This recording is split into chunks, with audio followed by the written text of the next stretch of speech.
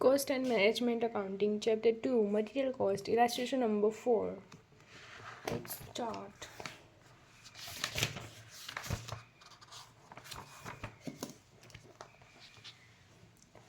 Compute EOQ and the total variable cost. This is new total variable cost for the following. Annual demand मतलब A दिया है 500 units. Unit price मतलब price per unit दी है ₹20 and order cost दिया है पर order ₹16. फिर storage cost, interest rate and obsolete rate, ये सारे रेट दिए हैं. ये सारे रेट हमें कैरिंग कॉस्ट ढूंढने में काम आएंगे. ये हमारा हुआ फर्स्ट. एंड सेकंड दिया है determine the total cost that would result for the item if a new price is 12.18 is use. मतलब पहला में 20 रुपये की प्राइस से गिनना है और दूसरा 12.18 से. So let's go. Illustration number 4. ए दिया है, ओ दिया है, तो पहले हम लोग सी कैलकुलेट कर लेते हैं, फिर A O Q. C is equal to, इसमें सारे रेट ऐड करके फिर प्राइस पे लगाना है. मतलब स्टोरेज वो भी कैरिंग कॉस्ट में आएगा, उस पर इंटरेस्ट अगर कोई है तो वो आएगा. ऑब्सोलेंस मतलब जो स्टॉक आउटडेटेड हो जाता है, मतलब फैक्ट वेयर हाउस में पड़े पड़े जो अगर कोई आउटडेटेड हो गया तो उसका भी कैसे कैरिंग कॉस्ट में ही ऐड होगा cost. So storage cost, storage rate plus interest rate plus obsolescence rate is equal to 2% plus 12% plus 6% is equal to 20%. मतलब कैरिंग कॉस्ट 20% प्राइस पे लगाना है. तो C is equal to unit price ₹20 दी गई है, उसका 20% is equal to ₹4 is our carrying cost. 20 into 20% 4. तो अब हमें सी भी मिल गया. ओ दिया है ₹16 एंड एनुअल रिक्वायरमेंट है 5000 यूनिट की. सो वो हम लोग कैलकुलेट करते हैं. E O Q. E O Q is equal to √2 into A into O upon C. 2 into 5000 into O था 16 एंड C आया 4 is equal to 2 into 5000 into 60 divide by 4 is equal to √200 units आ गए. 200 units is our E O Q. अब दूसरा हमें निकालना था total variable cost. तो टोटल कॉस्ट, यहाँ पे हमें फिक्स्ड कॉस्ट नहीं दिया है, तो हमारा जो टोटल कॉस्ट निकलेगा वही हमारा वेरिएबल कॉस्ट रहेगा. अगर कोई फिक्स्ड कॉस्ट दिया होता तो टोटल कॉस्ट निकाल के उसमें से फिक्स्ड कॉस्ट माइनस कर देते एंड फिर जो बचता वो वेरिएबल कॉस्ट. बट यहाँ वैसा नहीं है, तो टोटल कॉस्ट ही हमारा वेरिएबल कॉस्ट रहेगा. टोटल कॉस्ट में पहले आएगा purchase price, purchase value, value भी लिख सकते हैं. टोटल यूनिट्स थे 5000 यूनिट्स मल्टीप्लाई बाई उसकी प्राइस थी 20.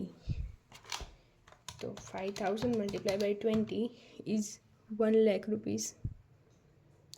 फिर आएगा ordering cost plus ordering cost. Ordering cost per order दिया है 60, तो हमें नंबर ऑफ़ ऑर्डर्स पहले निकालने होंगे. तो नंबर ऑफ़ ऑर्डर्स टोटल थे 5000 यूनिट्स एंड हमारा ई ओ क्यू है 200. मतलब एक बारी में हम 200 मंगाते हैं, तो ऐसे कितने ऑर्डर्स प्लेस करने पड़ेंगे. तो 10 ऑर्डर प्लेस करने पड़ेंगे. Number of orders is 10 and at the rate ordering cost per order कितना था 16. 10 ऑर्डर्स नहीं आएंगे, sorry 5000 divide by 200, 25 orders, sorry 25 orders at the rate 16. 25 into 16 400 rupees इसके हो जाएगा. फिर ऐसे ही कैरिंग कॉस्ट ऐड करेंगे. कैरिंग कॉस्ट कैरिंग कॉस्ट हमेशा एवरेज इन्वेंटरी पे लगता है। मतलब फॉर एग्जांपल हमारा EOQ 200 यूनिट्स है, मतलब एक बारी में हम 200 यूनिट्स लाते हैं तो हम वेयर हाउस में सारे के सारे यूनिट्स नहीं रखेंगे 2000 के 2000, क्योंकि हमें प्रोडक्शन भी तो स्टार्ट करना है। तो अगर हम 200 यूनिट लाते हैं तो उसमें से कुछ यूनिट्स फैक्ट्री में भेज देते हैं ताकि प्रोडक्शन स्टार्ट हो सके, और बाकी के यूनिट्स वेयर हाउस में रखते हैं। तो इसीलिए हमारा कैरिंग कॉस्ट 200 यूनिट्स के ऊपर नहीं आएगा, क्योंकि हमने कुछ यूनिट्स तो फैक्ट्री में भेज दिए। तो यहाँ एवरेज इन्वेंटरी पे आएगा। एवरेज इन्वेंटरी मतलब हमारा टोटल हमने 200 मंगाए थे एक बारी में, तो 200 unit divided by 2, that is the average inventory, is equal to 100 units @ 4 हमने निकाला था, तो इसका भी 400 रुपये कॉस्ट आ जाएगा। ये हमेशा याद रखना कि कैरिंग कॉस्ट कभी भी सारे के सारे यूनिट्स में नहीं लगता, क्योंकि हमें प्रोडक्शन स्टार्ट करना होता है तो उसमें से हम कुछ यूनिट्स भेज देते हैं फैक्ट्री में फॉर द प्रोडक्शन, तो सारे पे कैरिंग कॉस्ट नहीं लगता। एंड कैरिंग कॉस्ट होता है पर यूनिट पर ऑर्डर। पर यूनिट पे लगता है तो सारे यूनिट पे तो पॉसिबल नहीं है, क्योंकि उस वेयर हाउस में रखे होंगे कुछ यूनिट और लगाएंगे हम सारे यूनिट पे, so this is not fair.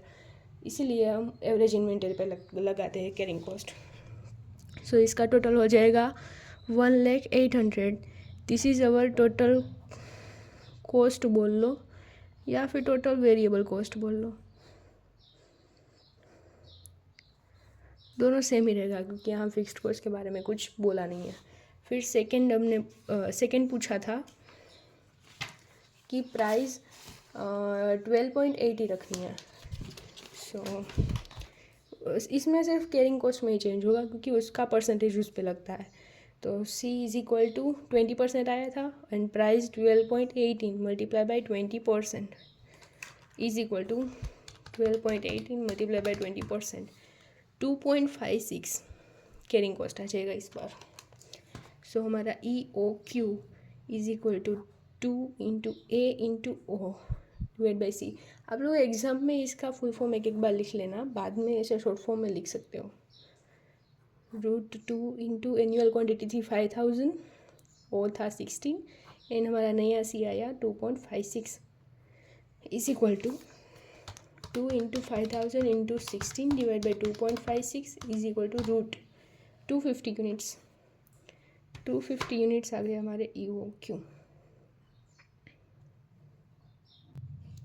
अब इसमें भी टोटल वेरिएबल कॉस्ट ढूंढना है, तो इसमें भी वैसे होगा total cost is equal two variable cost, because fixed cost के बारे में कुछ बोला नहीं है।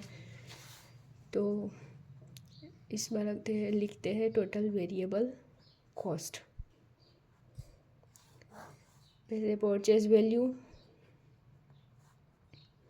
इस बार प्राइस चेंज हुई है, तो 5000 multiply by 2.56 yes, 5000 multiply by 2.56 12,000 2.56 तो हमारा कैरिंग कॉस्ट था, माय बैड। परचेज वैल्यू में प्राइस आएगी 12.18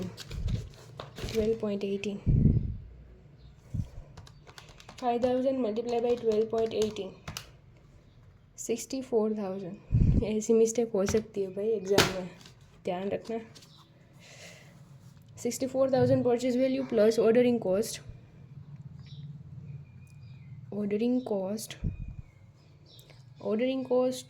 कितनी थी, ₹60, एंड यूनिट्स 5000 डिवाइडेड बाय हमने किया था, यहाँ पे EOQ चेंज हो गया 250 यूनिट्स, तो ऑर्डरिंग कॉस्ट भी चेंज हो जाएगी। 5000 था, उसको divided by 250, 5000 divide by 250, 20 number of orders 20 आ जाएगा, एंड @ 16 रुपीज़, 20 × 16 320। फिर कैरिंग कॉस्ट एवरेज इन्वेंटरी पे याद रखना, लिख लेती हूँ मैं, carrying cost of average inventory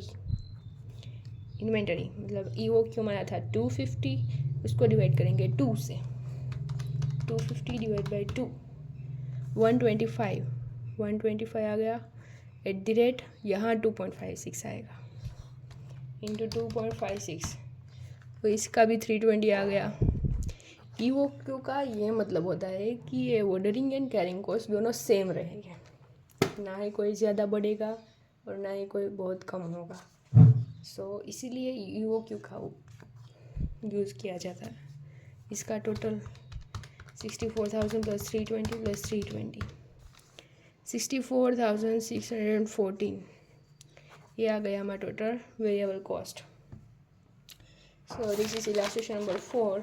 आप इसमें सिर्फ ये कैरिंग कॉस्ट वाली बात याद रखनी है कि पूरे के पूरे यूनिट्स पे हम नहीं लगाएंगे, एवरेज पे लगाएंगे, बाकी तो इजी है। आई होप आप लोगों को समझ में आया होगा। So thank you guys for watching the video.